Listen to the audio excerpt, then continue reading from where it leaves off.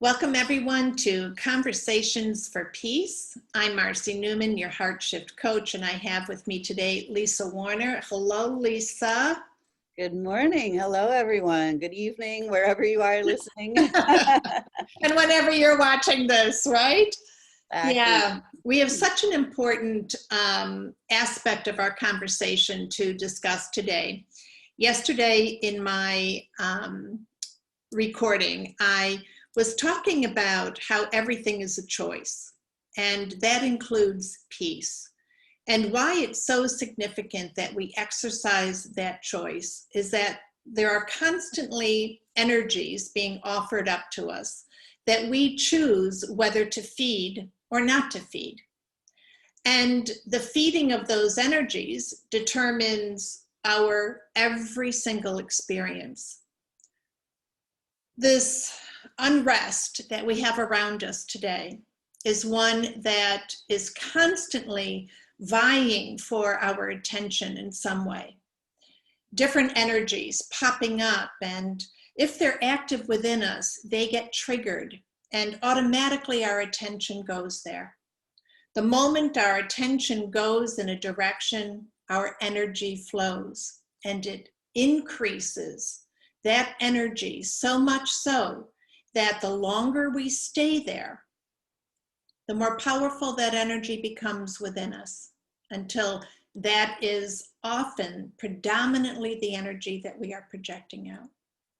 So Lisa, I'm so happy that you're here with me today, because I know that you have so much to share in regards to how energy works and how we can determine the vibrational frequency of our energy field by shifting many things within us, which I hope that you'll share with us. But I'd like to start first by just hearing from you, for our audience, like, what is peace to you? To me, peace comes from within.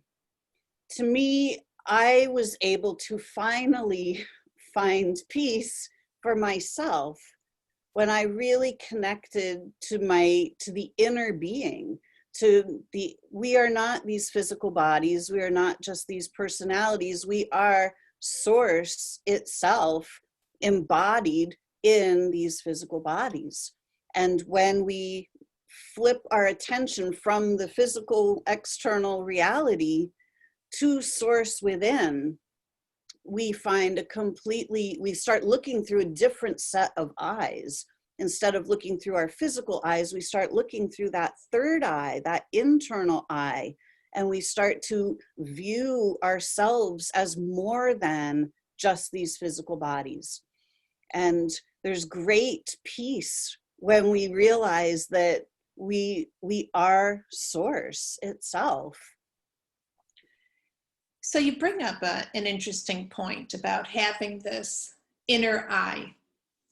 What is the difference? So we have, like, why would we have an inner eye? We have two physical eyes that bring us all the information that we could possibly want or need, right? Absolutely. Well, not necessarily.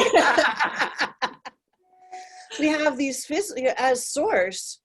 We exist everywhere as just pure consciousness. But to be able to focus in this physical reality, we need something to focus through. So we have these physical eyes so that we can place our attention in a single point of focus inside this body, in the center of our head. But with these physical eyes, they're focused outward.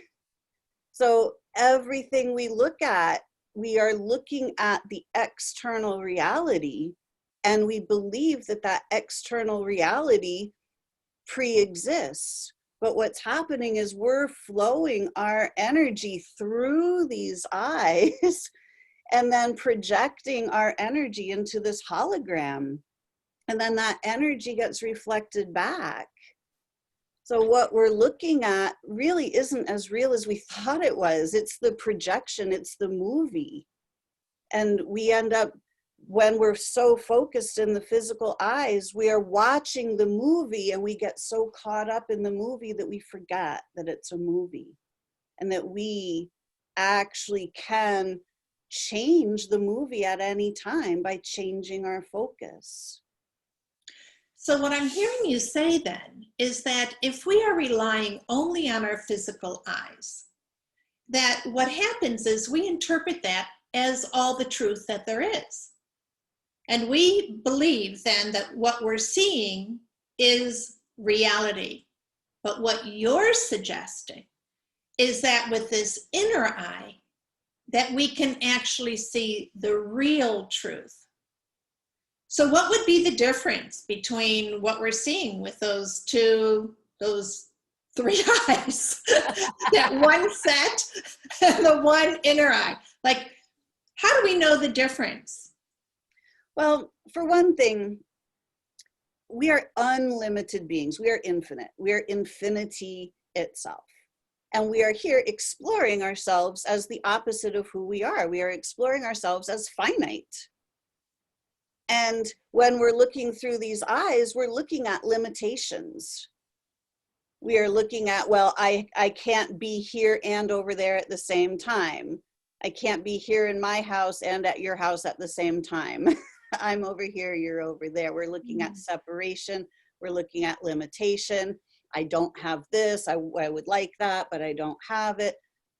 When we're infinite, nothing is impossible. Nothing is limited. And we can change what we're looking at any time. As humans, we come here and basically we're playing a game. As infinite beings, we are here playing the game of being human. It's a fun adventure for an unlimited being to experience itself as limited. It's like a ride in the amusement park of the infinite universe. And here as humans, we have infinite games that we can play. You know, we can play the games of like literal games of board games and dice games and things like that, but we also have games of money and relationships and health and disease and corruption of politics, you know, all kinds of different games that we play. And what you were saying at the beginning is where we place our focus is kind of the game that we're playing at the moment. But we don't realize that it's a game that we can literally shift our focus and play a different game at any time. Okay, so we know right now there are eyes that are rolling to the back of their heads. We know that there are people who are saying, okay, these two are off the wall. You know, there is, all you need to do is look around and see that this is serious business, that there's no game playing taking place. There are people losing their lives. There is destruction. There is violence. There is people, brothers and sisters of ours, of humanity, that are attacking one to the other. How in God's name could that be a game? The same way that when an actor chooses to play a role of a really vicious or evil person, that if it, you know, when Sir Anthony Hopkins decided to play Hannibal Lecter, nobody wants to be Hannibal Lecter. I mean, other than Hannibal Lecter. But Anthony Hopkins chose to play that role so that he could do a deep inner exploration for himself as to the psychology of that. He didn't look at Hannibal Lecter as like, oh my God, I'm going to be stuck there and I'm going to be that person. I'm going to explore what that would be like. And at the end of the day, I'm going to go home and have a glass of wine and, you know, and sit and have a conversation with my wife and play the piano and get on about my life. This is how, as infinite beings, we look at this. We don't, as the infinite being, we don't die. We can't. We are infinite. So when we come into these physical bodies, we forget that. And it gets so serious. And inside, as humanity, we have been playing inside this realm of consciousness that is based on fight and flight. And everything is really, it's crazy and it's really, really intense. But at this time, what's happening on our planet is we are going through this massive shift of consciousness. We are changing from one bandwidth of frequency where all of this negative, terrible stuff, disease, war, battles, corruption, crime, devastation, all of those things exist in this one particular bandwidth that's known as the third dimension. As the earth is raising in frequency, we are moving out of that bandwidth. All of that stuff is falling away, even though it's in our face right now. It's there for us to look at and let go. Because what's above that, what's in the bandwidths above that, is beauty and joy and peace. Heaven on earth is in this next bandwidth. We have the fourth dimensional bandwidth, which is like the bridge between heaven and hell. Basically, we have been living in hell, in this fight or flight, trying to fight for survival, trying to just get through our lives. And watching all of this devastation, man against man and man against nature, man against our own bodies. And it's not working for us. It is time for us to reclaim this heaven on earth. This earth is a beautiful, amazing planet, and it is designed as this gorgeous heaven on earth. The human consciousness has been raising, and now we are the collective, this collective. Some of the collective have already transitioned, and they're up here. And some are still down here in that third dimensional bandwidth. There's not much there is no crossover between the two. Yeah. If you are in this third dimension, this higher dimensional bandwidth seems like a complete fantasy land. Like it is not real, it doesn't exist. And that's why we hear all of these, conspiracy theories and things, because this consciousness doesn't match this consciousness. But we're all moving up into this consciousness. And the ones that are here, we are holding the space. We are creating this amazing, beautiful space of unity and peace for everyone else. It doesn't matter where we are on the scale. We are all moving. Earth herself is moving into these higher frequencies. And heaven on earth is ours to claim. But we cannot claim it as a herd. We're not a herd. We're not cattle. We are beautiful, grand beings of light. Every soul completely, totally unique. We are not meant to be a herd. And this is why herd immunity is basically a fallacy, because the herd is not meant to be immune. Each and every one of us is immune. Each and every one of us is a grand, infinite being of light. Peace begins inside. It doesn't come from out in the world. It comes from inside. The peace, the ease, the joy, the well-being. We have to use that third eye.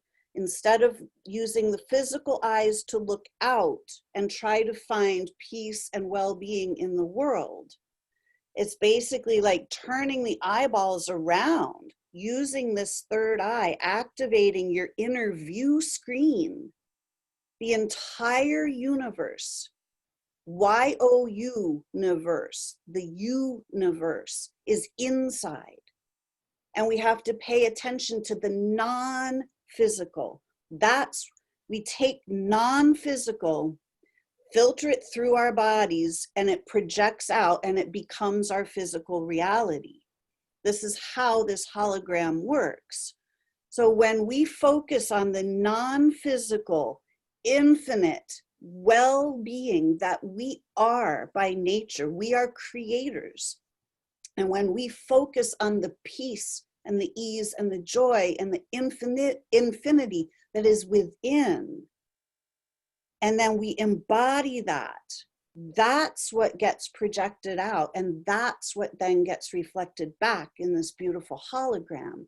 So world peace begins right here. It begins inside with each and every one of us. So I think the message that I'm getting from what you shared, which was so beautiful, by the way, and so powerful, is that each of us is a sovereign being. And it's almost like we're making a choice as to like what channel to switch to, right? What movie, what series. In other words, we know that, there are certain categories, right? So we go to Netflix and there are certain categories of movies that we can watch.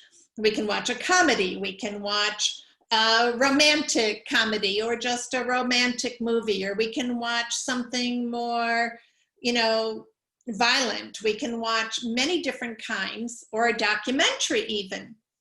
And that each of us then is actually choosing what we're going to watch. And based on what we choose to watch, we join a group. We become this collective energy, because at that very same moment, there could be hundreds of thousands of people watching the exact same movie, right? The exact same show, all having different individual experiences, but all in that same realm of energy frequency. So this is profound, because what we need to understand then as these sovereign beings, as you said, it must begin within us, because everything that is energetic and true is what we are projecting out at any given time. So here's my question to you, Lisa. On a day like today, where we need just to scroll through Facebook and to see that there's so much emphasis on tragedy, on loss, on destruction, I have two thoughts. One, based on what you've shared with us, it almost makes sense that there is so much connection to that today. But we also know that in order for us to be lifted out, we can't allow ourselves to dwell there. So talk to us about how do we manage? You said earlier, it can't be in both places, right? So how do we manage a day like today, where it's really everything that we're seeing around the country and other places around the world, and yet right here we're also drawn like a magnet to a tragedy that happened a number of years ago, and many lives were lost. Absolutely. And your terminology about a magnet is absolutely accurate. We live in an electromagnetic atmosphere. Our thoughts are electrical and our emotions are magnetic. And those low frequency emotions of fear and guilt and doubt and anger and sadness, all of those are very, very heavy, dense, and very, very magnetic. And it's very easy. The magnetism of that draws our attention. And our attention gets locked into those magnetic patterns. And it is very easy to have our focus on the past, the tragedies of the past, or on the fear of the future. And it is very difficult to escape those because of the magnetism. Then we have the emotion, we feel bad, we feel afraid, we feel sad, whatever it is that we feel, the anxiety. And then because thoughts are electrical and emotions are magnetic, those magnetic emotions have thought patterns that are attached to them. So then we start playing the thought loops in our minds about, oh, wasn't this horrible? Or, oh my gosh, I'm so afraid of the future, or I'm feeling anxiety. I must be having anxiety because. But when we can stop and we can breathe and we can bring our attention back inside in the present moment, can we notice that in this particular present moment, right now, are you okay right now? And can you take a breath right now? And can you bring all of your awareness and your attention to right now, to this breath? And can you notice that right now, for just this moment, I am okay? Mm. And when we can bring our attention to the present moment, that's where we can bring our attention inside. We can close our physical eyes and we can use that third eye. And we can look for the peace or the I'm okay. We have to be able to use that third eye to look for what we desire. We're so used to looking through the physical eyes at the stuff that we don't like that we forget that what we focus on is what we generate more of.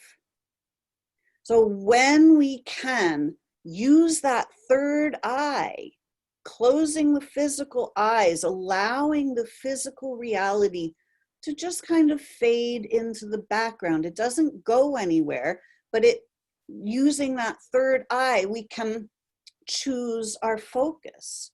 And when we can choose to focus on the quiet that is inside, there's a lot of noise in the external reality. And when we focus on the noise, there's a lot of noise that happens in the head. But when we can close the eyes and we can look for the silence, we can look for the quiet, we can look for the stillness inside. At first, it may just, when you close your eyes, you just may see black. There may be nothing there, and that's perfect. That's exactly what you're supposed to see. What you could see. No thing. There's no supposed to, no laws, no rules, right. No nothing about how you do it. But most of the time when we close our eyes, it's just kind of dark and there's kind of nothing there.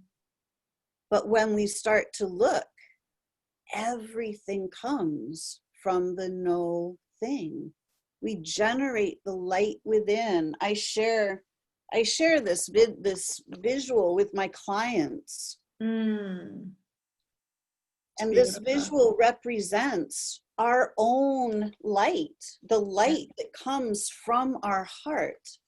And when we focus on this light that we are light. When you put any part of our physical body under an electron microscope, all you get is light. There is not, this is not that solid. All of this is not as real as it appears, as dense and solid. Everything is light. And when we start to focus on the light within, when we focus on the qualities of the light, the peace, the ease, the joy, the well-being that is inherent in this light, and we shine this out, we start being that light. And then we turn into the angelic beings of light that we are, holding our sword of truth. the sword of our own truth. When we stand with our wings unfurled, shining our light, that light starts to overwrite our own reality. And when we start to shine that light as the peace and the ease and the joy that we are, the well-being that we are, our reality, our hologram starts to reflect that. Mm-hmm. I love what you have shared. And I'm hearing that it is possible. And even, I just had this thought about even embracing, if you're able to embrace that image of that beautiful angel as you, Mm-hmm. as you're scrolling through Facebook or the newspaper or the news stations, anything at all that is grabbing your attention and taking it in the direction of tragedy, you can be that ambassador of peace. You can be that angel of light and peace if you will allow yourself to see yourself as that image. And that image was so powerful. It's so beautiful. And it's one that, for some of us, probably many of us, we have to really stretch to see ourselves as that. But everything that you're talking about, Lisa, is about possibilities, of looking at things differently, of claiming the present right here and right now to shift. And it's not that we want to ignore anything, but it's possible also to memorialize without getting caught up into the energies of the tragedy. And instead, we can start to say, okay, that happened then, but this is now. And now I have all of this power within me to generate more energy of peace, to be that bearer of light, and to be a gift of peace to myself and to all those that I influence. Which sort of brings me to my peace pledge and why it's been so important for me. But first, I want to just thank you for everything that you've shared today. And I think that all of the possibilities of reminding ourselves who we really are as sovereign beings, as bearers of light, as these powerful co-creators that get to choose every nanosecond what energy we choose to feed, and that we can do so without disrespecting the past, without ignoring what may happen, but claiming what we are now, here, and all of that power of that moment. I know that there are going to be so many people who want to contact you. How can they reach you? They can reach me through my website, which is connectingyoutoyou.com. Love it. Connecting the human self to the higher self. Mm-hmm. And I have a Facebook group, a private Facebook group called Soul Sourced Healing. Mm-hmm. And everybody is welcome to that. I do a live lunch with Lisa every Thursday at 12:30 in the Facebook group.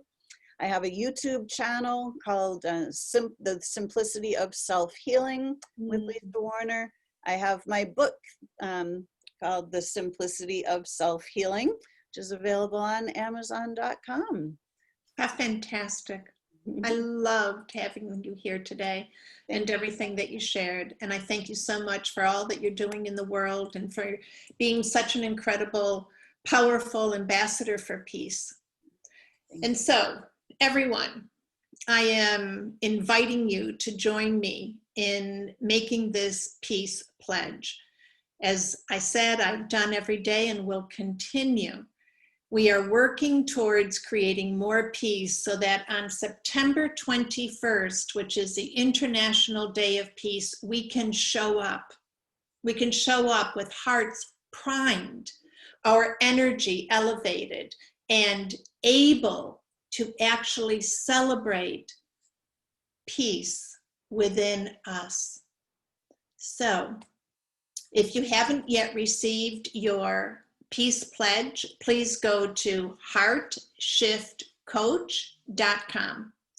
You can access 7 ways to cultivate peace.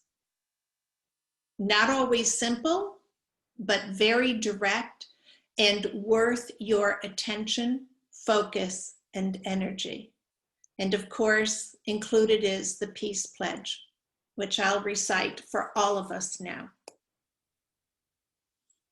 I pledge to extend peace into my circle of influence through cultivating my own peaceful heart, my clear intentions, and taking personal responsibility. What that means is responsibility for my thoughts, my beliefs, my focus, and to choose to take compassionate action. I take the Peace Pledge and I pass it from my heart to yours. Peace in and peace out to all of you. So much love and peace to you. And peace is yours, available right now. So until next time, I just leave you with the peace beyond all understanding that comes when we are clearly connected to the beings of light that we truly are. Bye-bye now. Thank you so much, Lisa. Thank you, Marcy. It's been a joy.